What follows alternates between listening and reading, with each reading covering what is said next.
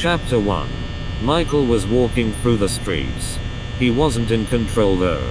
It's as if he was in the back of his own mind, forced to watch from what should be his own but feels like someone else's POV, as that robot that ripped his own organs out of him controlled him.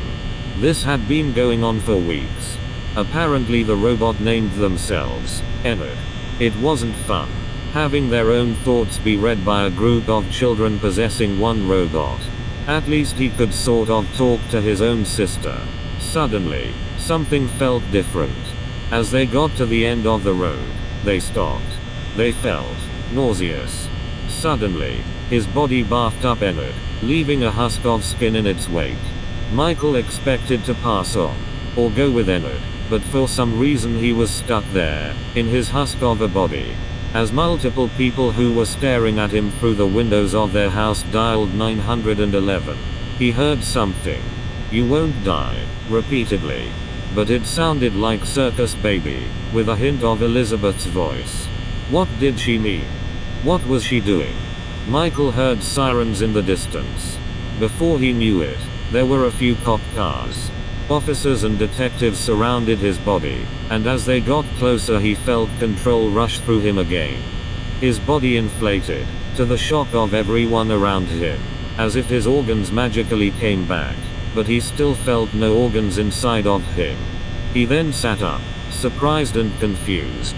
Logically, all the cops drew their guns. Ian with all the zombie movies and him looking like a corpse. Who wouldn't? Michael raised his hands, signifying he was sentient. He tried to talk, but remembered he had no vocal cords, or organs. Also, he probably looked freaky without any teeth, or a skeleton for that matter. Not knowing what to do, he ran away. Everyone else looked at him dumbfounded. It's not like they were trained in the event of a rotting purple obviously dead corpse coming to life. He ran as fast as he could back to his house and slammed the door shut. He had no idea what to do.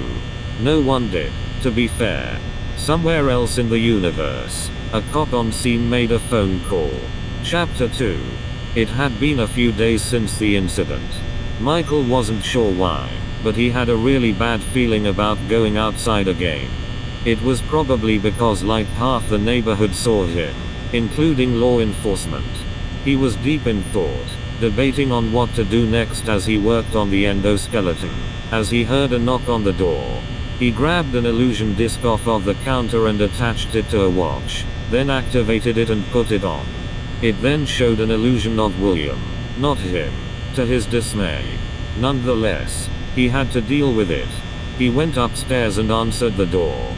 To no one's surprise, it was a few cops. But something seemed off. The two cops looked at him surprised, and thrown off. The county they were from was different than the one he knew. Reluctantly, Michael spoke up. Oh wait, he didn't have any vocal cords yet. He gestured to the cops to wait a moment, and grabbed a pen and paper from nearby, and came back. He wrote, "Sorry, I lost my voice. What can I do for you?" Of course he technically wasn't lying. Hey, Michael Schmidt?